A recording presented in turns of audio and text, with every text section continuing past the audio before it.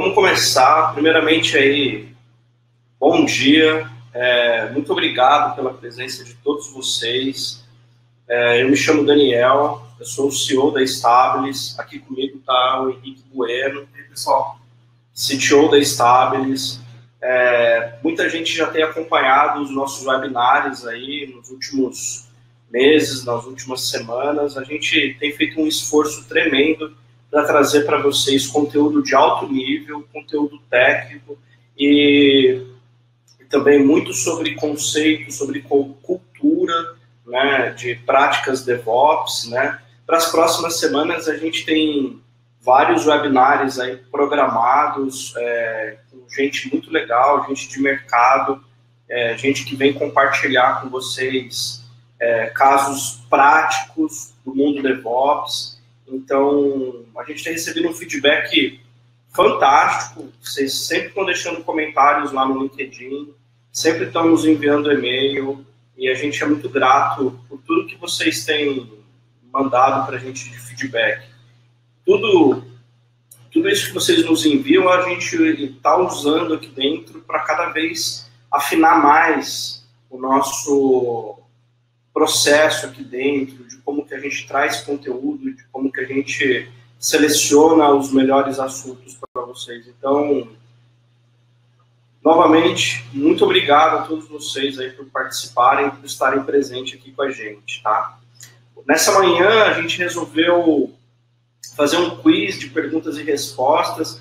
A gente tem pego aí muitas perguntas, muitas dúvidas sobre o curso de DevOps Professional. Ele é um curso oficial do Exim, né? O pessoal tem enviado para nós muitas dúvidas. Então, a gente resolveu fazer aqui um quiz. Eu separei várias perguntas que o pessoal pôde enviar para a gente, que a gente foi respondendo aí ao longo da semana, e hoje a gente vai fazer uma síntese de todas essas perguntas e trazer para vocês muito conteúdo bacana, tá? A primeira pergunta, ela é até engraçada, né, Henrique? Porque eu mesmo já me peguei falando sobre o assunto de várias formas diferentes. A gente pega pessoas falando que, DevOps é um cargo, DevOps é uma cultura, DevOps é uma ferramenta. Afinal, Henrique, fala pra gente, por favor, o que é DevOps? Legal. A gente percebe que o mercado já está começando a entender um pouco mais isso, mas ainda às vezes tem confusão, né? A gente vê muito pessoal, muita vaga, por exemplo, né, falando precisa de DevOps, né? DevOps é uma prática, né? É uma filosofia, ela não é uma metodologia, ela não tem regras para ser seguidas, mas é um conjunto de melhores práticas ali que o pessoal que trabalha com infraestrutura em larga escala, trabalha com grandes aplicações, eles montaram ali um conjunto de melhores práticas que visam principalmente a colaboração e a comunicação entre os times. Então, ele visa principalmente a colaboração entre o time de desenvolvimento, entre o time de operações, os DBAs, segurança. E isso faz com que a gente consiga ter três coisas, a integração contínua, a implantação contínua e um feedback contínuo. Quando a gente fala de integração contínua, a gente conseguir auxiliar os desenvolvedores a sempre atualizarem seu código num repositório compartilhado, sem ter o integration hell, né, sem ter problemas ali de integração de código entre os desenvolvedores. A implantação contínua, a gente conseguir integrar código rapidamente no ambiente de produção e ter um feedback contínuo também, né, e o mais rápido possível. Então, quando a gente fala de DevOps, os princípios básicos são colaboração e comunicação entre os times que possibilitam a gente ter essas outras coisas. Legal. Agora eu vou fazer uma pergunta aqui meio capciosa, vou deixar você na saia justa. Eu posso escrever lá no meu cargo, no LinkedIn, meu cargo atual, DevOps? Olha, eu vou te falar que a gente às vezes tem que ir pelo mercado. Se a gente fala, eu sou DevOps, quem está no mercado entende o que você quer dizer. Tá? Por isso eu acho que não está tão errado. Porém, o conceito de o que é DevOps não é um cargo. Perfeito. Mas a gente entende que quem coloca DevOps lá no cargo, ele quer dizer que ele trabalha com infraestrutura ágil, trabalha num ambiente de colaboração, que visa a comunicação entre os times. A gente entende, né? Mas não é um cargo. Legal, bacana. Bom, então isso nos leva aí a uma outra pergunta, que é: qual então é o problema que as empresas de TI elas enfrentam? O que acontece, afinal? Legal, acho que a gente pode dizer assim, a gente pode fazer esse link da seguinte forma: a gente tem visto cada vez mais vagas de DevOps, né? Tem muita oportunidade de DevOps no mercado. Por que as empresas estão buscando tanto isso? É porque qualquer tipo de empresa, não somente de TI, elas têm alguns problemas que são comuns em todas elas, né? Que é o chamado a espiral descendente. Que é isso? Que aqui é a espiral descendente. Então, o livro DevOps Handbook, esse livrinho aqui, ele fala o que é essa espiral descendente. E divide isso ela divide em 3 atos. Então, qual que é o primeiro ato, né, que causa a espiral descendente? A gente pode falar da seguinte forma: quem nunca aqui fez uma gambiarra, né? Fez uma solução de contorno? Workaround. Exatamente. Poxa, eu estou com prazo apertado, preciso fazer essa entrega, ou teve um problema no ambiente de produção, preciso corrigir, e aí você faz aquela solução que não é a melhor, né? Você escreve aquele código que você tem até vergonha dele, você coloca um ambiente sem monitorar adequadamente, né? Isso é chamado débito técnico, né? É quando você deixa a coisa para trás, né? E você sempre fala: puxa, mas eu estou fazendo isso daqui, mas daqui a pouco eu volto nisso e arrumo. E a gente nunca volta para arrumar. E isso é o débito técnico. Exatamente. Tá, ok. Isso. E o que acontece? Você sempre acaba correndo atrás disso, né? Você sempre, o débito técnico causa mais problemas, e você tem que fazer mais débito técnico para resolver esses problemas. Perfeito. Então, quando a gente fala no primeiro cenário, é isso, é quando a gente começa a incluir débito técnico no ambiente. O segundo cenário porque o que acontece? A gente começou a ter problemas, nosso ambiente cai, a gente perde prazos, nós perdemos clientes por conta de indisponibilidade, e aí qual que é a primeira reação da empresa? É correr atrás do prejuízo. Ok, então agora a gente vai botar uma meta mais alta ainda para conseguir novos clientes, para a gente entregar novas funcionalidades, para a gente conseguir mais receita. O que isso ocasiona? Para o time de TI, para o time de desenvolvimento, para o time de infraestrutura, eles têm que trabalhar com prazos mais apertados, têm que fazer mais soluções de contorno, e aí, por consequência, o seu ambiente passa a ficar cada vez mais frágil, né? Porque você faz implementações com prazos curtos, sem ter o investimento necessário, sabendo que não é a solução ideal, né? E o interessante é que muitas vezes a gente acaba fazendo essas coisas nos ambientes que são principais, os ambientes mais importantes da nossa empresa, né? Nos nossos sistemas mais importantes. A gente acaba fazendo soluções para lançar novas funcionalidades ou para corrigir problemas nesses ambientes. E isso leva ao terceiro ato, né, dessa espiral descendente. Que o ambiente ficou tão frágil, ele ficou tão delicado, que ninguém mais quer colocar a mão. Então, o que a gente faz para se proteger disso? A gente começa a colocar burocracia. A gente começa a criar processos, a pedir aprovações de um monte de gente, porque todo mundo tem medo de fazer alterações nesse ambiente. Qual que é o resultado disso para a empresa? A empresa perde tempo de mercado, ela deixa de ser uma empresa inovadora, e, por fim, ela pode, inclusive, chegar a fechar as portas, né? Porque ela não consegue acompanhar o ritmo do mercado, porque a infraestrutura ficou tão delicada, o pessoal com tanto medo de mexer nela, que o nível de inovação, a velocidade de inovação dela passa a ser muito baixa. Isso prejudica o negócio. Henrique, isso tem a ver com aqueles ambientes legados que toda equipe de desenvolvimento de infraestrutura, quando o cara é novo, chega na empresa, ele olha para aquilo e fala assim: não, eu não quero botar a mão nisso, o melhor caminho é reescrever a aplicação, reescrever o ambiente. Tem a ver com isso? Tem a ver com isso. Por que o pessoal prefere reescrever sempre a aplicação do zero e não mexer no legado? Esse livro também fala de 2 tipos de ambiente, né? O ambiente, o brownfield e o greenfield. O ambiente marrom e o ambiente verde. O ambiente verde, quando você pega do zero, você tem a autonomia de fazer o que você quiser. Já o ambiente marrom, né, o brownfield, ele são ambientes legais, mas já está em operação, já tem um histórico de débito técnico que é muito difícil fazer qualquer alteração nele. Eu posso dizer que os dois cenários, se a gente não tomar cuidado, todos eles passam a ser frágeis, se a gente não seguir boas práticas ali. Né? E é isso que o DevOps faz, ele ajuda você a cuidar da sustentação da sua aplicação de uma forma que não permita que ela se torne frágil. Show de bola. E afinal de contas, então, qual que é o custo humano e financeiro desse problema? Legal. Eu acho que em algum momento da vida todo mundo já trabalhou numa empresa assim, que é meio caótico o ambiente, a sustentação disso. E todo mundo sabe que o ambiente é muito estressante. A convivência ali é complicada, né? O nível de estresse é sempre muito alto, sempre muitas horas extras, trabalhando de final de semana. O nível de empoderamento do time, né? Fica baixo, as pessoas não têm autoconfiança, porque sempre tem medo de fazer alguma coisa ali. Isso pode, inclusive, levar ao burnout, né? Uma crise de burnout, e só piora, né? Porque você tem menos pessoas na equipe, as pessoas que ficam mais sobrecarregadas ainda, então a qualidade de vida vai para o ralo.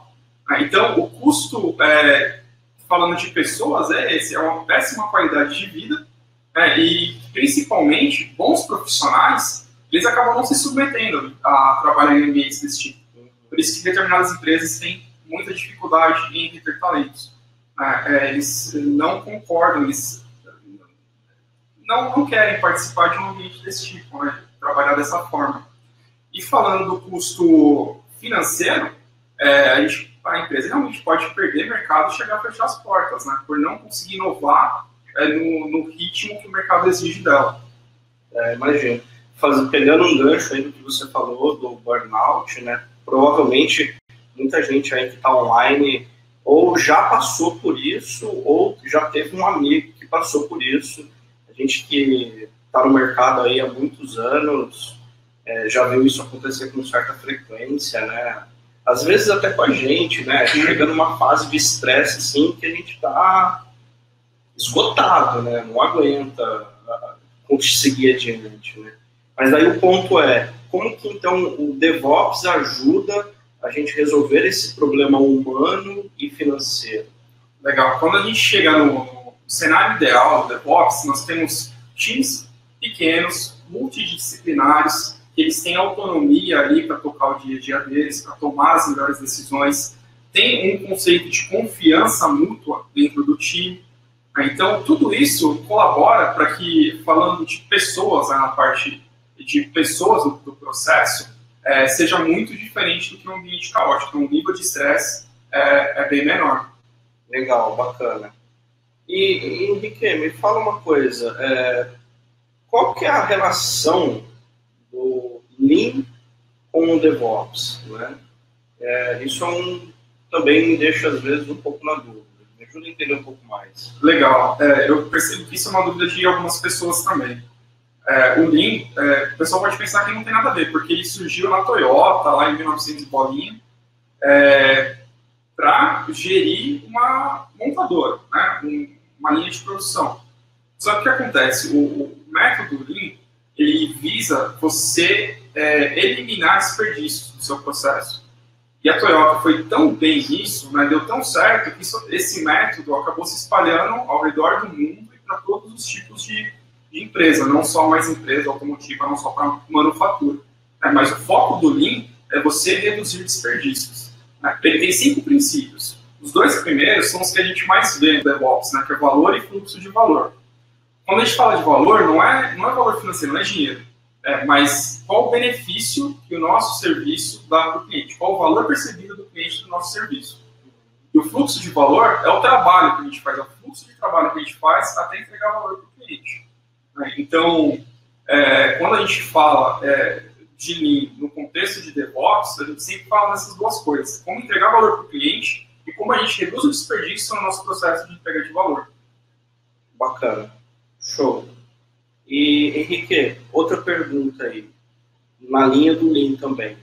Né? Qual que é a relação do Agile com o DevOps? Outra coisa que eu também faço confusão às vezes.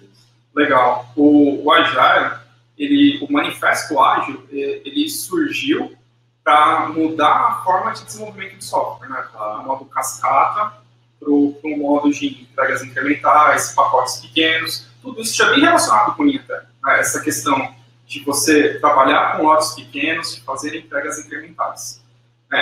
A relação é que, para você conseguir ser efetivamente ágil, né, você precisa não só do desenvolvimento. Né? O Scrum, ele trabalha bem essa questão do desenvolvimento ágil, mas existem coisas antes do Scrum, existem coisas depois do Scrum que a gente tem que tratar também. Então, o DevOps consegue olhar de uma forma um pouco mais ampla e resolver alguns problemas. E é onde que o Kanban entra nessa história agora. Legal. O Kanban, ele não é Scrum. Né? O Kanban é um método de controle de atividades, ele controla o fluxo. Tá? Por isso que a gente vê as colunas lá, sempre da esquerda para a direita. Então, ele controla o fluxo de trabalho. Tanto que times ágeis podem usar Kanban sem usar o Scrum. Podem usar o Kanban como seu método de gestão de atividades. Por que ele é interessante para o DevOps? Quando a gente fala de feedback rápido das coisas, né, no conceito do DevOps, o Kanban consegue nos dar esse feedback, consegue mostrar visualmente para a gente tudo o que está acontecendo. E quando a gente encontra gargalos, quando a gente encontra impedimentos ali, que são relacionados ao Lean, a gente consegue facilmente ver aquilo, identificar e atuar em conjunto como um time para resolver aquilo. Então, o Kanban dá uma forma de visualização para todo mundo ficar na mesma página do que está acontecendo. Legal, bacana. E isso me faz, então, pensar aqui sobre os arquétipos organizacionais. Né? Então, qual que é a relação desses arquétipos organizacionais, né, com a agilidade? Né? Legal. Existem algumas escolas aí de administração que falam que tem 3 tipos de arquétipos organizacionais. Organizações funcionais, organizações voltadas a produto ou ao mercado, e organizações matriciais. Isso quem conhece um pouco também de gestão de projetos, o PMI, né, o PMBOK fala bastante disso, né, de tipos organizacionais. Então, organizações funcionais são aquelas organizações em que os profissionais, os especialistas, são divididos por função, por especialidade. Então, a gente acaba tendo times de sysadmins, times de DBAs, times de desenvolvedores, times de segurança. Né?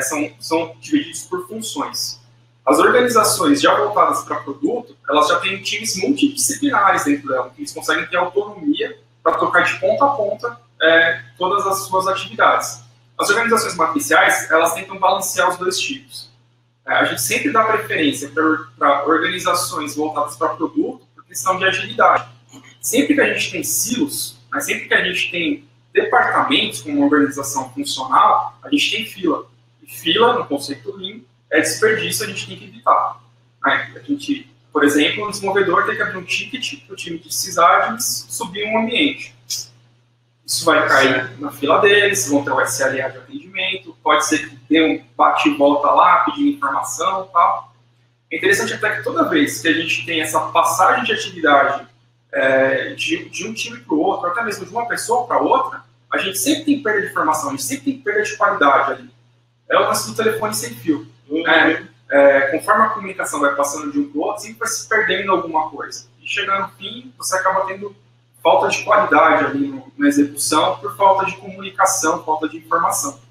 Por isso a gente prioriza times multidisciplinares ao invés de silos e transitar entre eles através de solicitações de tickets, esse tipo de coisa.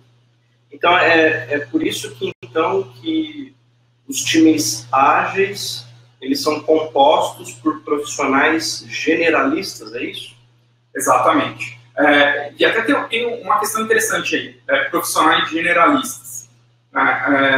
Isso não significa que um profissional tem que saber tudo de tudo, tá? Mas significa que o time tem que ser composto de várias habilidades. Okay. Eu posso ter os desenvolvedores, mas aí no time eu tenho que ter um sysadmin, tenho que ter um segurança, coisas desse tipo. O que for necessário para eles conseguirem entregar valor para o cliente sem depender de outros times. Legal. Então, dentro desse time tem espaço para aquele cara que fala assim, não, aqui no meu servidor, aqui no meu ambiente está funcionando. Vê aí, tem espaço para esse tipo de coisa? Então, não tem. E isso é relacionado à colaboração e comunicação do time. Quando a gente fala um time ágil, se tem alguém que atua desse jeito, o próprio time vai começar a pegar no pé desse cara. Certo. Porque ele não está agindo de uma forma que contribua para os objetivos da empresa, assim como o time todo está voltado.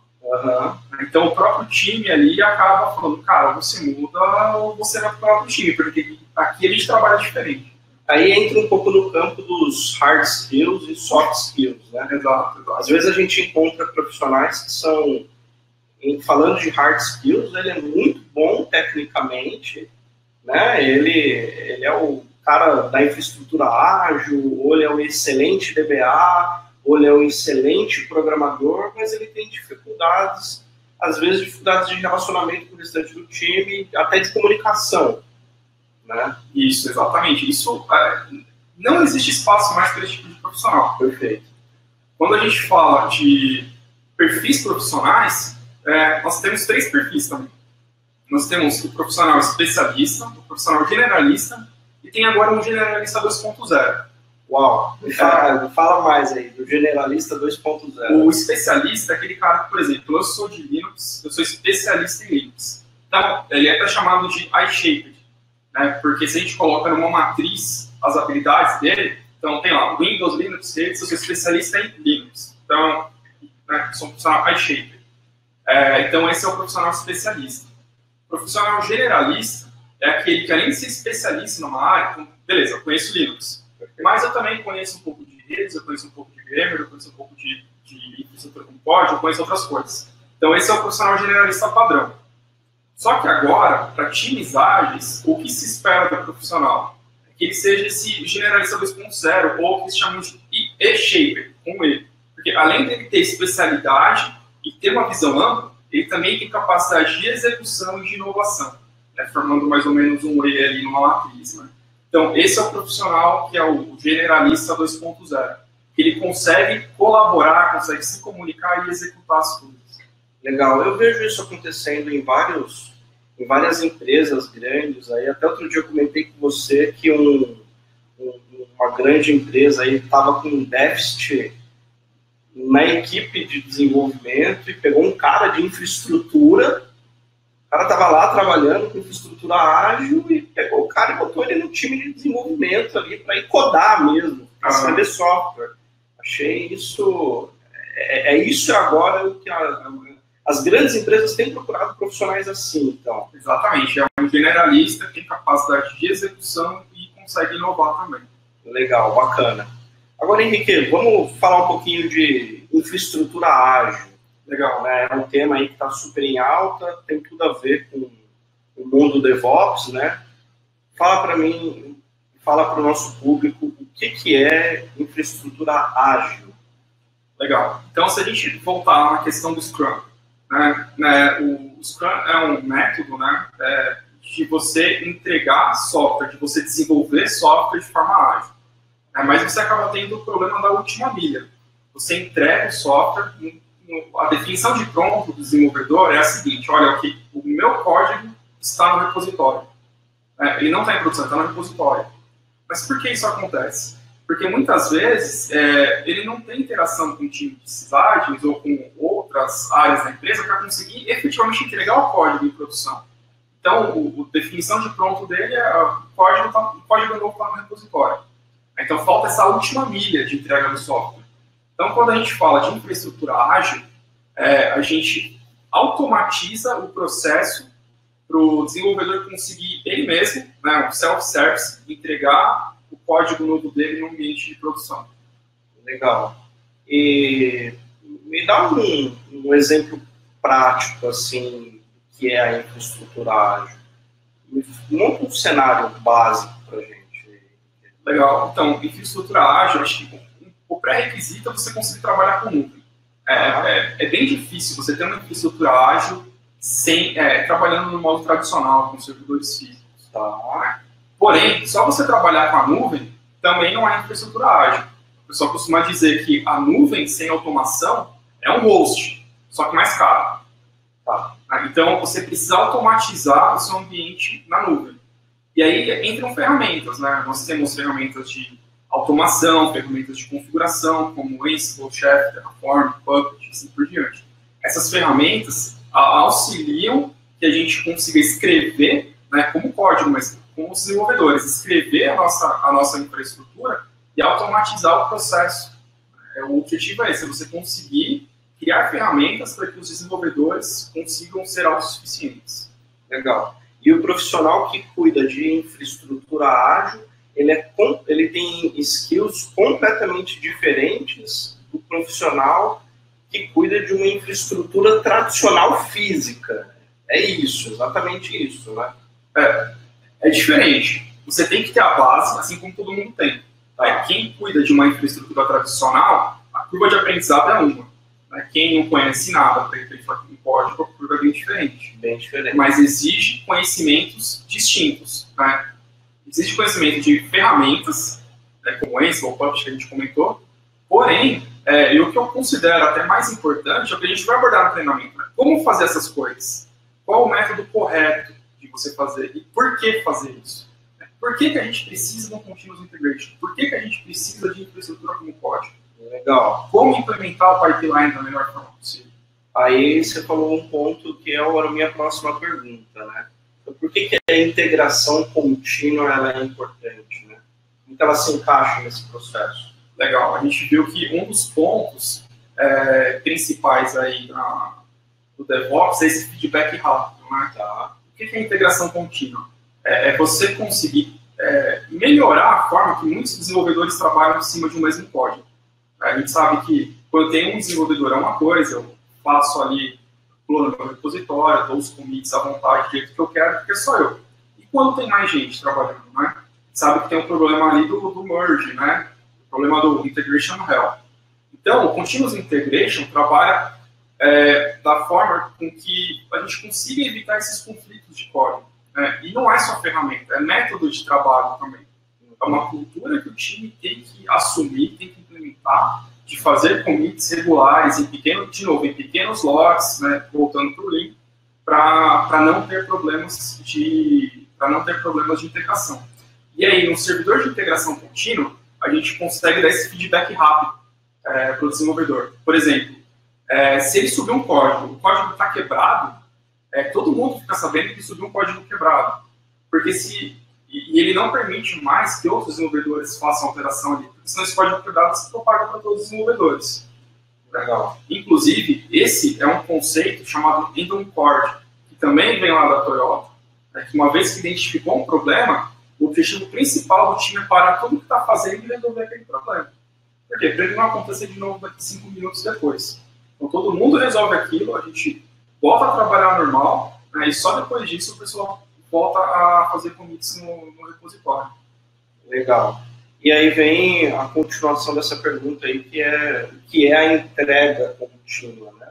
Legal. A entrega contínua, ela vem depois da integração contínua. Tá? A integração contínua, ela fica no nível ali do desenvolvedor. Né? O desenvolvedor fez os commits, tem uma série de testes que a gente consegue fazer ou na máquina dele, ou no servidor de integração contínua. A gente valida, a gente builda o código dele para saber se não está quebrado.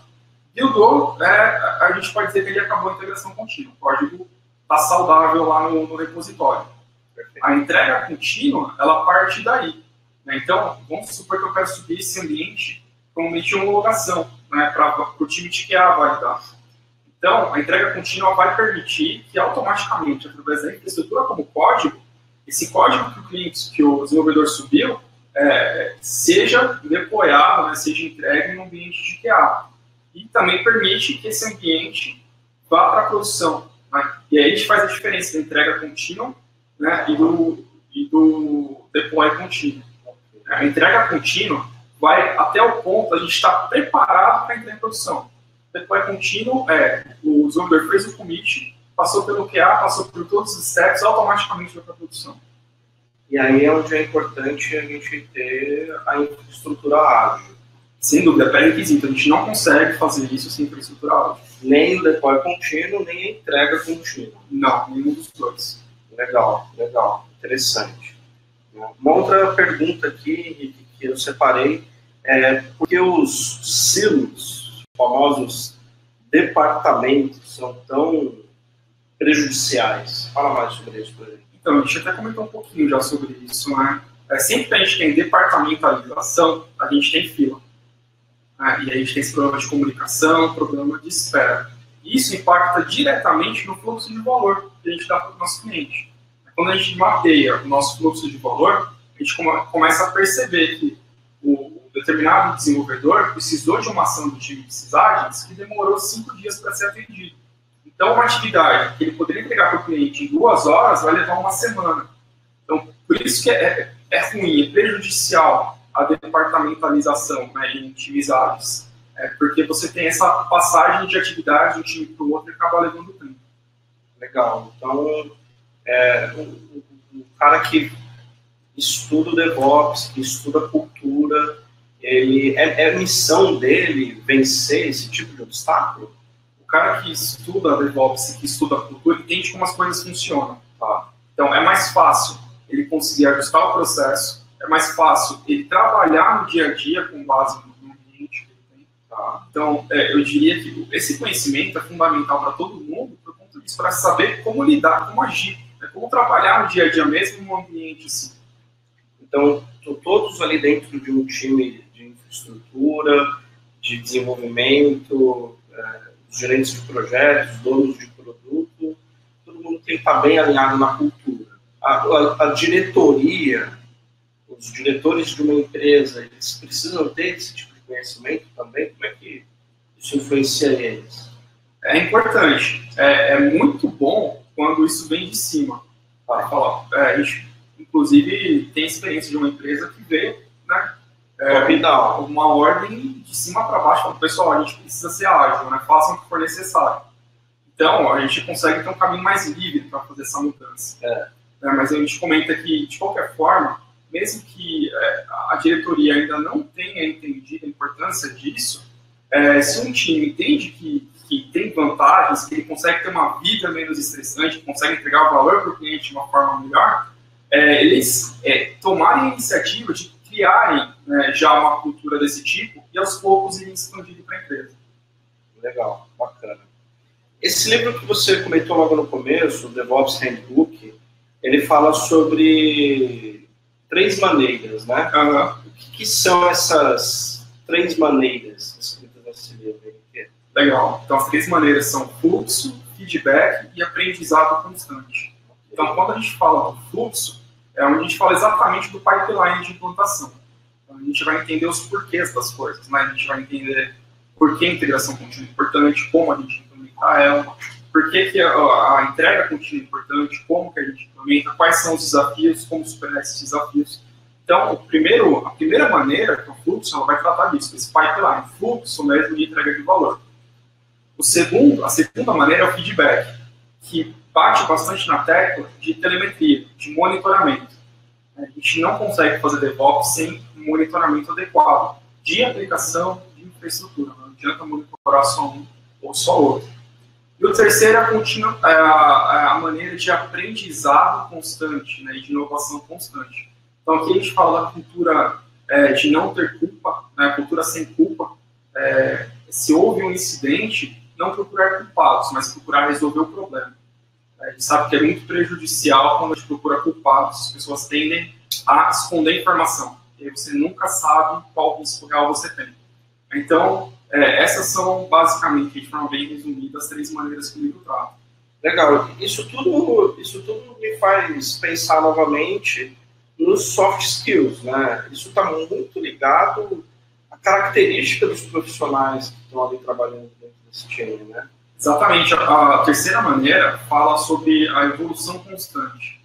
Então, quando a gente fala da terceira maneira no treinamento, a gente vai falar dos tipos de mindset, dos tipos de mentalidade.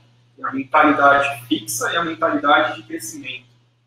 Tem um livro chamado Mindset que trata bem isso. Né? Então, para os profissionais que atuam num ambiente DevOps, de cultura DevOps, eles têm que ter um mindset de crescimento. E a gente vai falar um pouquinho como ter esse mindset. Legal.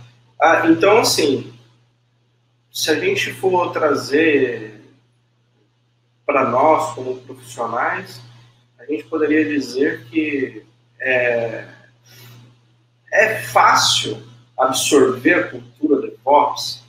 É simples? O que você acha? Pergunta difícil também, né? A pergunta é difícil. Quando a gente fala de pessoas e de cultura, é muito difícil, tá? É muito difícil, porque tem um fator humano ali. Né? As pessoas tendem a evitar mudanças, né? Por isso, inclusive, essa questão do mindset. Né? A gente tem que mudar essa forma de enxergar a mudança, né? De algo negativo, de algo ameaçador, para algo que vai trazer benefícios. O padrão, tá? De todo mundo é ter um mindset fixo, né? Ter uma mentalidade e que foge da mudança, né?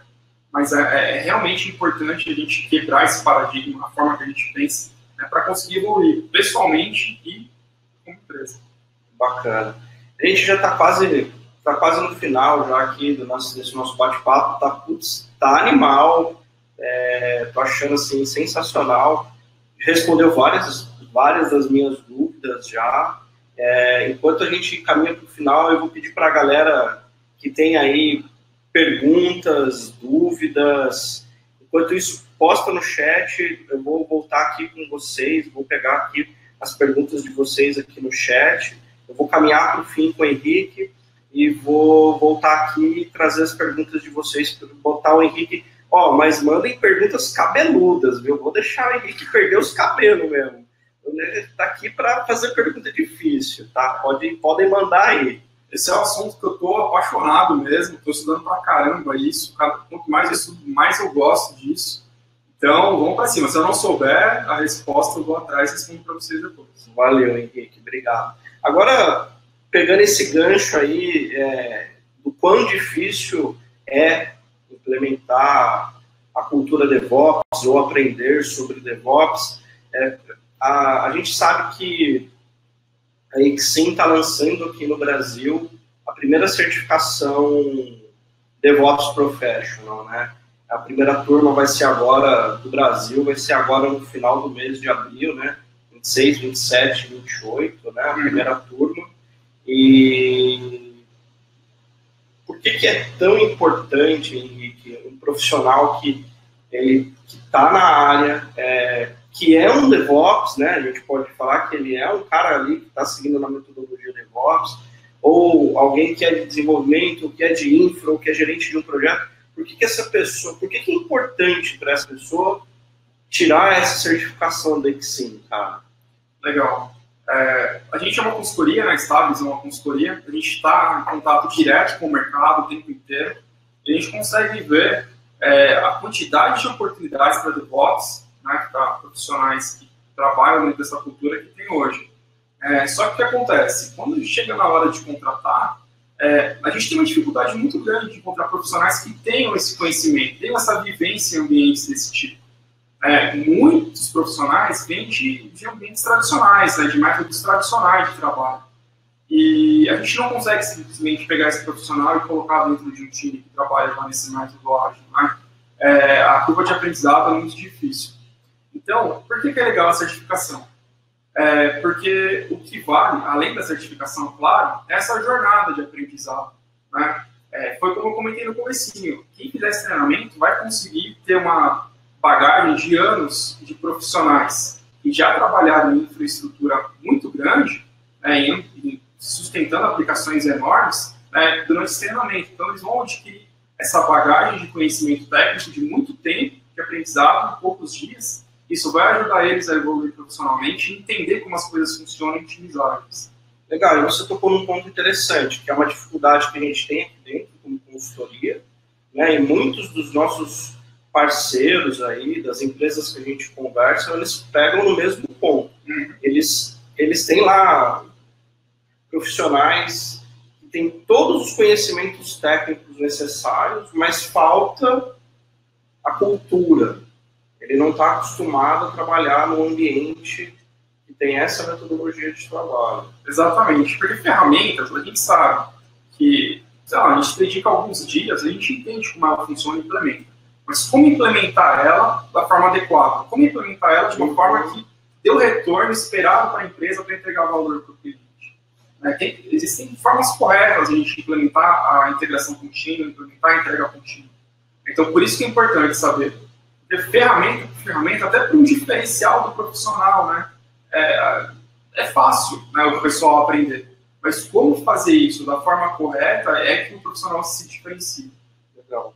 E a gente sabe, né, no mercado está cheio de how-to, está cheio de manuais, ferramentas a gente aprende de uma forma muito fácil, né? Isso não é uma dor, certo? Exato, a gente sabe que o pessoal que trabalha com tecnologia muitas vezes é autodidata, né? É fácil eles conseguirem aprender as coisas. Legal. E uma maneira que as empresas hoje estão usando para avaliar se o profissional ele está dentro da cultura ou não é ver se ele passou pelos pré-requisitos da Exim nesse sentido. Exatamente, Tá. Isso mesmo. Inclusive, a Exim tem 2 certificações, né? A Exim Professional e a DevOps Professional e a DevOps Master. A DevOps Professional, que está chegando agora no Brasil, ela é específica para profissionais que atuam nesses times, né? A DevOps Master ela é muito voltada para gestores, né? Para quem vai trabalhar nessa transformação. O treinamento que a gente vai começar a dar logo em seguida. Mas o DevOps Professional, esse treinamento, ele foca bastante nos profissionais do dia a dia mesmo, né?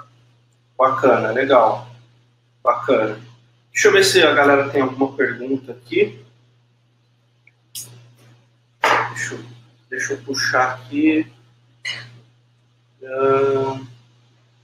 Legal, a Juliana está me perguntando se a gente vai, durante o curso, tem algum material bacana. A gente vai falar um pouquinho sobre isso agora, Ju.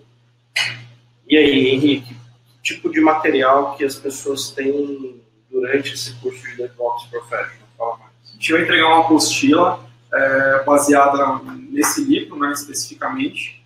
E o que eu considero um diferencial, bom, esse livro só tem em inglês, né, e a gente vai traduzir alguns cases. Esse livro é recheado de cases que demonstram os benefícios da gente implementar determinados métodos. Né, de empresas enormes, como Flickr, LinkedIn, Facebook, Google. Então, a gente vai traduzir esses cases e incluir junto na apostila também. Legal. Lembrando que a gente vai abordar 100% do treinamento, né? Eu estou focando o material para cada tópico do treinamento, que são divididos em 5, a gente abranja 100% do conteúdo da prova para o pessoal conseguir passar esse sacrifício. Tá, legal, mas vamos pensar assim, eu vou lá então, compro o livro, vou fazer a prova da Exim, eu posso fazer isso? Não pode, porque é um treinamento obrigatório. Para fazer a certificação, você precisa passar por um treinamento obrigatório, treinamento oficial da Exim. Legal. E logo, se eu ficar sem a certificação da Exim, eu não consigo comprovar ali para o meu recrutador ali que eu tenho ou não a certificação. Eu sou uma pessoa que estudou sobre o assunto também, né? Exatamente. Certificação é justamente para isso, né? Para comprovar que você dedicou tempo estudando aquilo e tem um determinado nível de conhecimento. Legal, bacana. Deixa eu ver se eu tenho outras perguntas aqui.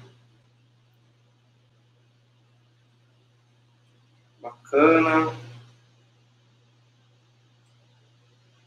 A pergunta do Bruno, faz bastante sentido.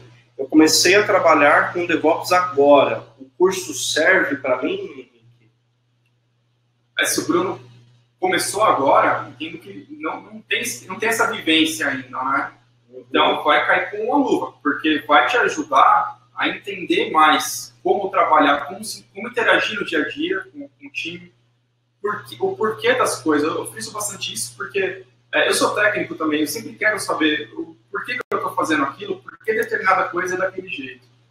Então, você fazendo esse treinamento, você vai entender por que as coisas funcionam de determinada forma dentro de um time ágil. Bacana, legal, Henrique. Agora, bom, a gente sabe que o treinamento, então, ele tem um período aí de 16 horas, né? Essa primeira turma vai ser dia 26, 27 e 28 de abril, um total de 16 horas. E todo esse treinamento que você vai dar para essa... É uma turma pequena, né? É uma turma de 30 pessoas, né? Por que a Exim pede para ser uma turma tão pequena, Henrique? Porque a gente passa muito conteúdo em pouco tempo, e nós fazemos bastante dinâmicas, né? Então, eu estou preparando dinâmicas relacionadas a Kanban, relacionadas ao trabalho em progresso dentro do pipeline. A gente vai desenvolver o nosso mapa de fluxo de valor. Então, para a gente conseguir fazer essas dinâmicas, né, para o pessoal absorver todo o conhecimento necessário, tem essa limitação de quantidade. Legal. Então, para quem está aí nos assistindo, saibam que, além do Henrique preparar vocês para essa prova, as 16 horas de curso, ela é obrigatória, né? Infelizmente, não dá para pegar o livro, estudar, ir lá na Exim fazer a prova. Infelizmente, não dá para ser dessa forma. Mas durante essas 16 horas, o Henrique vai preparar todos vocês para a prova da Exim, né? Que é o grande X da questão. Fala para mim, como que é a prova da Exim? Legal, ela é uma prova de nível professional, né? Não é uma prova de nível inicial, então é uma prova difícil, né? Tem que estudar, tanto que eles recomendam uma quantidade de horas de contato com o material, com o tema, né? A quantidade de 60 horas de contato com o tema, né? A gente vai ter 16 horas de treinamento, vou dar material adicional, a gente vai ter os cases para o pessoal estudar, mas além disso, é importante ter esse nível de contato para entender a fundo mesmo, para conseguir absorver todo o conteúdo. A prova são 40 questões, a linha de corte ali é 65% para passar, tem 90 minutos para fazer a prova. No momento, até junho, tem somente inglês, a partir de julho vai ter em português também. Legal. Então, a prova custa $150. No nosso treinamento, a gente já dá o voucher. Esse é um ponto interessante, né? Então, quem fazer o treinamento agora, nessa primeira turma do Brasil, aí, pela Exim, vai ganhar o voucher de $150 que é cobrado pela Exim. A pessoa não vai ter que investir nesses $150, é isso, ponto. Exatamente, uns R$500 mais ou menos. Pelo dólar, depende. Dependendo do que, R$550. Isso aí. Bacana, show de bola. E, Henrique, eu posso fazer o treinamento e na sequência fazer a prova? Você recomenda? Eu recomendo estudar um pouco mais antes. Como eu comentei, a gente precisa ter pelo menos 60, que eles recomendam são 60 horas, né, de contato com o material. Então, a gente vai disponibilizar quizzes para preparar o profissional para a prova. Então, a gente vai ter pelo menos 300 questões, são 40, a gente vai ter 300, justamente com base. Tem temas que caem 10% da prova, 4 questões. Tem temas que são 30% da prova. Então, a gente vai balancear as questões nesse nível para o pessoal realmente conseguir ter sucesso quando for fazer. Então, tanto os cases quanto esses quizzes, é importante praticar, conta com esse tempo de contato com o material antes de fazer a prova. Então, pelo que eu entendi, resumidamente, a gente vai fazer o seguinte: a pessoa ela vai ter 16 horas de treinamento, 4 horas no dia 26, 4 horas no dia 27, 8 horas no dia 28. Então, essas 16 horas são obrigatórias para ela fazer a prova. Isso. Mas a recomendação é que ela estude também todo o material adicional que você vai mandar, né, dedique ali um tempo, né, e você vai disponibilizar várias quizzes, 300 questões, para a pessoa testar ali online, dentro do ambiente, se ele vai conseguir passar 65% da prova da Exim. Exatamente. Legal. Isso mesmo. Bacana, Henrique. Show de bola. Deixa eu ver se a gente... Eu tô achando sensacional o papo. Deixa eu ver se a galera tem mais alguma pergunta, né? O Marcos tá perguntando aqui, ganha o livro no treinamento? Marcos, ganhar o livro no treinamento não ganha, mas eu vou fazer uma coisa aqui agora. Você me deu uma excelente ideia. Eu vou, para quem estiver lá no treinamento, eu vou levar alguns exemplares desse livro e ali na hora a gente faz um sorteio. Você deixa, Henrique? Perfeito. É muito bom. Legal. O meu tá aqui, eu vou até esconder aqui. Porque... se você vacilar, eu já vou pegar isso daí para mim já.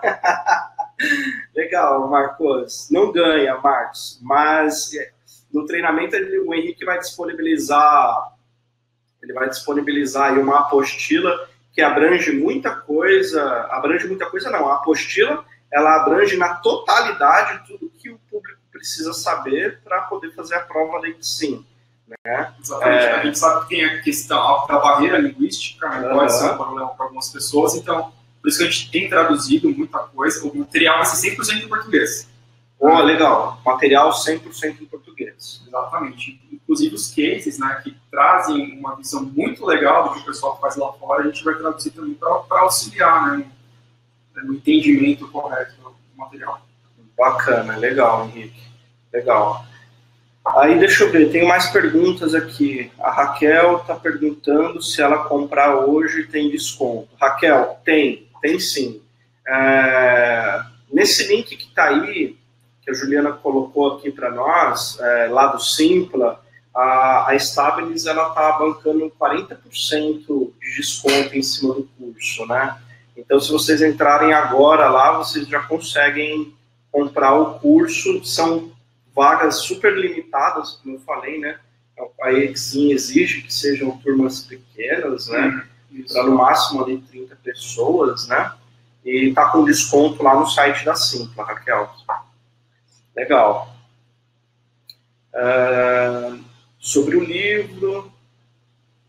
Agora, a Daniele tem uma pergunta aqui. Quando vai acontecer o exame da certificação professional? Quando? Você pode agendar o exame, não tem nenhuma data. Então, quando você se sentir preparada para isso, marca a prova com a gente. A prova pode ser eletrônica ou em papel. A gente mesmo dá essa prova. Mas não tem uma data específica para a prova, não. Você estuda, quando você estiver preparado, faz a prova. Legal, bacana. Show. Tem uma outra pergunta aqui. O curso tem a parte prática e técnica ou é somente conceitual? O curso aborda conceito. Ele não aborda ferramenta. Perfeito. Mas a gente vai ver na prática como implementar algumas ferramentas teóricas, né? É até meio estranho isso, porque não é ferramenta, não é palpável. Mas a gente vai aprender como implementar alguns métodos, né, para times ágeis. Então, nesse sentido, eu considero que é um treinamento prático, mesmo não envolvendo ferramentas. Legal, show. Deixa eu pegar mais perguntas aqui. Depois de fazer o curso, quais serão as certificações adquiridas? Renata, nessa pergunta aqui ficou fácil de eu responder para você aí. Você vai ser uma DevOps Professional certificada pela EXIM, né? É o que muitos dos nossos clientes aí têm pedido e exigido de muitos profissionais aí para gente, né? Essa pessoa, ela é certificada DevOps, né? Legal, essa vai ser a sua certificação. É uma certificação oficial da EXIM, né? Pergunta do Rodolfo. É possível ter o material em inglês, Henrique? A gente está fazendo material em português, Rodolfo. Se você tem interesse no material em inglês, eu recomendo fortemente você comprar o livro. Com o livro, assim, tudo que está na apostila é relacionado ao livro. O que não for, eu entendo que não faria sentido a gente criar esse material em inglês. Mas se você tem interesse em ler efetivamente como o pessoal escreveu ali, compre o livro que é em inglês e vai ser o que você precisa aí. Bacana. Legal, Henrique. Pô, cara, obrigado demais aí pelo bate-papo. Eu que agradeço, é um tema muito legal, gosto bastante de falar sobre isso. Realmente foi sensacional. Para quem ainda ficou com dúvidas, a gente vai mandar esse webinar gravado para vocês aí, por e-mail logo mais. Vou separar aqui as perguntas que eu fiz para o Henrique e mandar para todo mundo aí por e-mail também, né? Se vocês ficaram interessados, tem dúvidas, escrevam para a gente, respondam os nossos e-mails aí, a gente vai ter o maior prazer de conversar com vocês sobre o assunto.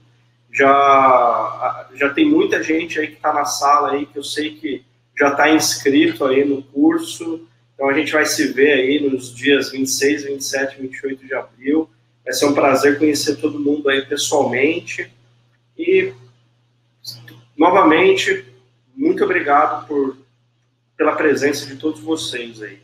Valeu, pessoal. Obrigadão. A gente se vê. Um grande abraço, pessoal. Até mais.